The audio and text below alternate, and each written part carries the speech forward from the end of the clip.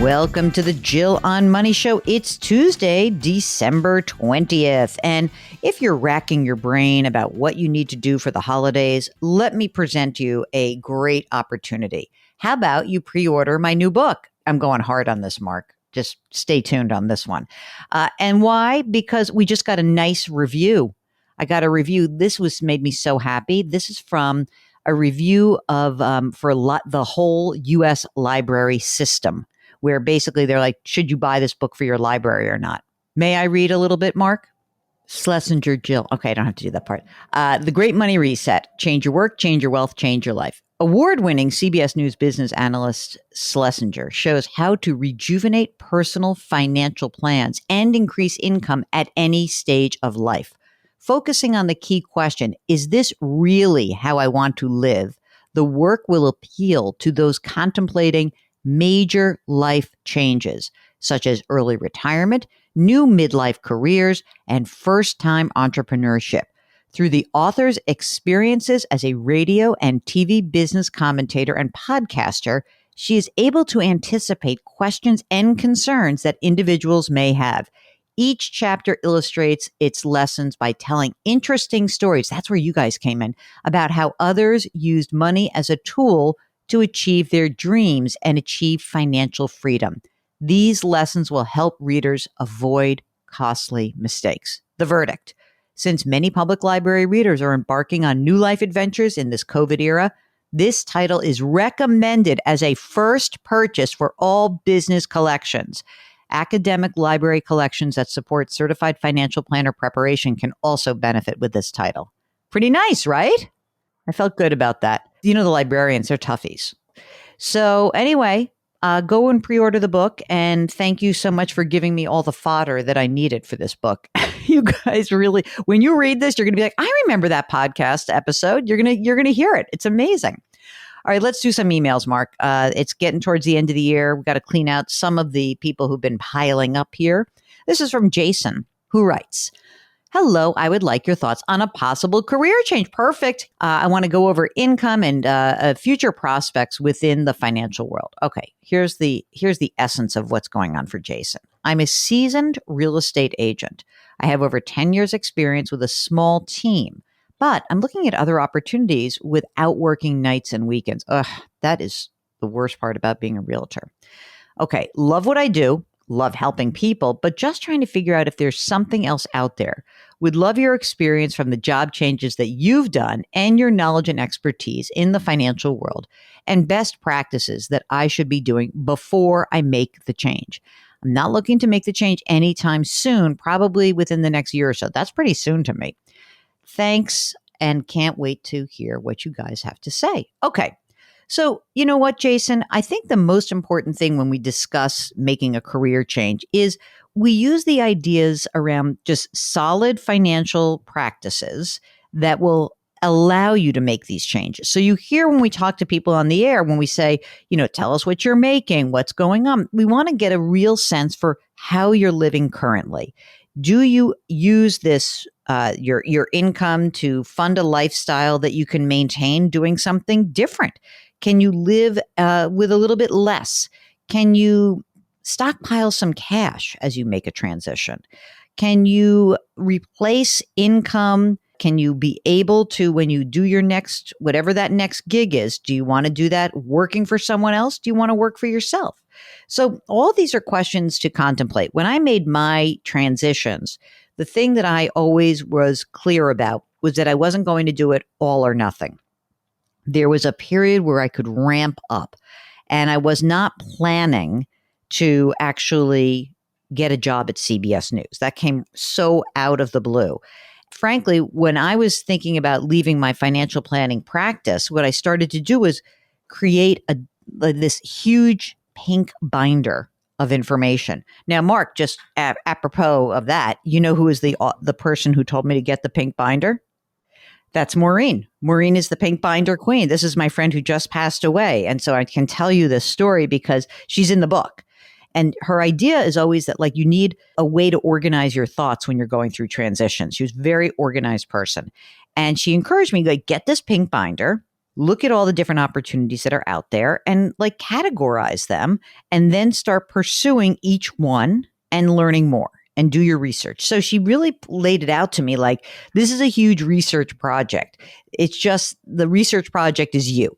And I would encourage you to do that, that if there is a way for you to start thinking about what are the different areas in the economy, in your life where you think like that would be a cool thing to do, then you start pursuing that and talk to people and interview people and understand what is yes, it's great not to work weekends and nights. On the other hand, could you actually exist in an office every day? That might be horrible for you. So I think that you're in a position when you come out of a sales job like real estate, you can apply that skill to a lot of different things.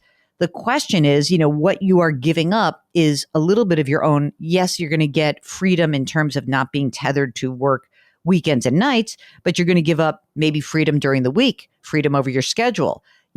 Sometimes when you say, oh, well, I hate I'm working all these weekends, you might end up working weekends working for someone else and be not particularly happy. So you've got to start really pushing yourself to pursue different ideas and then research it and try to think about that way. He's self-employed. What's interesting about that is, he doesn't have benefits already. Some people I would say like, hey, when you're making the big job change, don't forget what you're going to lose. But he doesn't have that right now. So, I think it's great. I think to go from one sales job to another is awesome, by the way. That's a wonderful thing to think about.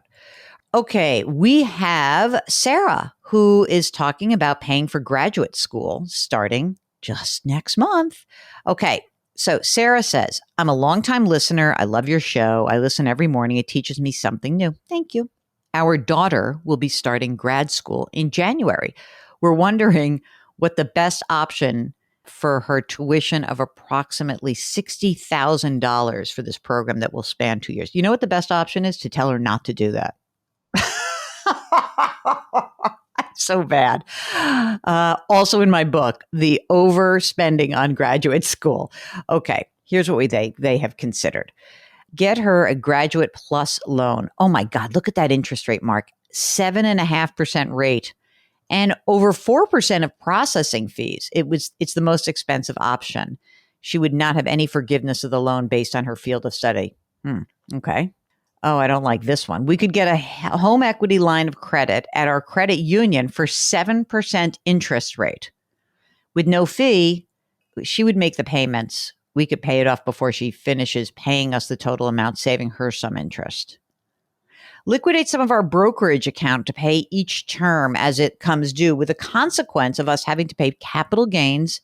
She would then make payments to us with no interest. We have plenty of assets to do this without affecting our retirement. With interest rates so high and dismal stock market returns this year, we're trying to be cost conscious. Any of these options a clear winner? Do you have another option we should consider? I already gave you my other option. Are we really going to do this? But I guess they're going to do it. Mark, do you want to vote on A, B, or C? Because I have my vote. Of those three options, I think I'm leaning C. Me too. Absolutely. And here's the critical part of why we think liquidating your brokerage account to do this. The consequences had capital gains, but here we go. Here's the nut graph, as we say in journalism. We have plenty of assets to do this without affecting our retirement. That's what you're going to do. And what I would do is use this opportunity perhaps to clean up your brokerage account. I mean, you might have capital gains. You have no losses in the whole account. Can we, so I think that's it. That's the option. Don't go to these other things. They're too expensive. And, she can pay you interest. It's fine. She can pay you back. It's fine. Well, I don't know what her field is going to be, but I hope that it's worth it. And by the way, the thing is, when you're the rich parent, if it really doesn't impact your retirement or your other needs, great, go for it. I mean, that's fine. I think a lot of people are not in that situation, and they are really looking at this seesaw of help my kid, maybe then have to work longer. And just want to remind everybody that sometimes you say, I'll just work longer, and that choice gets taken away from you. We're all, not just you, but we all are one deep recession away from losing a job. So just be careful that you don't count on that. All right. Okay. Here's Judy. She says, I work in a small office. There's an owner, there's a manager, and there's me. I just found out the owner has been holding back my simple IRA match until, quote, the market crashes. What? Oh, I don't know. I don't know when they have to match. The plan is through American funds. I'm not happy about the fees there. I know. It's 2% basically for a target date fund. I didn't realize that my portion doesn't go in until the owner makes his match. Am I crazy to give up the match and stick with Fidelity where I have my own accounts? It isn't a huge amount, probably not more than $1,000 a year as I'm part-time, but I always hear not to give up the match. It's bugging me. Should I just get over it? Probably. I'll take the match. He's going to have to match you. It's actually a rule. It sucks that it's through American funds, and it sucks that he thinks he's a market timer. Why don't you play this back and just have it on speaker as you listen to this at work? You know, like, oh, I'm just listening to a podcast. See, small business people, come on, just like stop that, And I like the subject is simple IRA hijinks. Here's someone with I'm going to call this person D, who says, I just found out after over 30 years, you have a column in the Mercury News. 30 years? What does he mean by that? Anyway, I'm 84. My wife is 79. We have investments totaling $2.5 million with advisors with whom we've been associated a number of years. Being fiscally conservative, we keep roughly $150,000 in our credit union as a backup to quick cash if we were to need it. Of course, it pays very, very little interest, but we accept that in exchange for quick money. You see this? Here is an 84-year-old person who gets it. It pays very, very little interest, but we accept that in exchange for quick, and I would add, safe money. Get it? Now, one of the advisors has suggested take part of it and put it in treasury bonds. He feels they're very safe and easily accessible. What do I suggest? I mean, treasury bonds are very safe. They're backed by the full force of the U.S. government. So if he wants to put it in some short-term bills or bonds, no big deal. Just make sure that whatever they put in there, you understand what the term is. That's the only thing I would say. So no long-term anything. You like having that beautiful liquidity. I agree with you. Okay. This is David. He says, I'm retired. I'm age 66. I'm single. I've got $80,000 in a savings account, $800 a month in a pension, and I receive $1,000 a month in dividend income. I have an $870,000 taxable account, $900,000 in a rollover IRA. Part of that is inherited. And $570,000 in a Roth. Also, part of it is inherited. I live comfortably. Oh my God. I live comfortably on $30,000 a year. Okay. Would you advise converting some of my IRA to a Roth? Also, when should I start taking Social Security? I'm trying to minimize taxes in my retirement years. Well, I mean, he can convert some of this money. I mean, he's in such a low tax bracket right now. He's in the 12% bracket. I don't know if you have kids or not. You have a bunch of money in retirement. What I think I would do is this. Maybe instead of pulling the money out of the dividends in the taxable account, maybe you should start slowly pulling the money out of your rollover and get the money out that way and just pull out enough to stay in the 12% bracket. Then you don't even have to convert. This has been a lovely show. Sometimes I like the emails. It's like I can stretch out. I get into my email mode. It's good. If you would like to ask a question of me and of Mark, all you have to do is go to our website, jillonmoney.com. Click the Contact Us button. Let us know if you'd be willing to come on the air. And while you're on the website, few things that you need to do. You got to actually go and pre-order the Great Money Reset, especially after that wonderful review. When you do, you will be able to sign up for our first ever live webinar. It's in February, on February 8th. And when you pre-order the book, you get a cool little book plate too, signed book plate. Great. Also, sign up for our free weekly newsletter. That doesn't require you to do anything except sign on up. We'd love that. Okay? So I know holiday season is upon us, so be careful out there and try to do something for someone else today. It's going to make that person feel better. I promise you it's going to make you feel better. Grit, growth, grace. Thank you for listening. We'll talk to you tomorrow.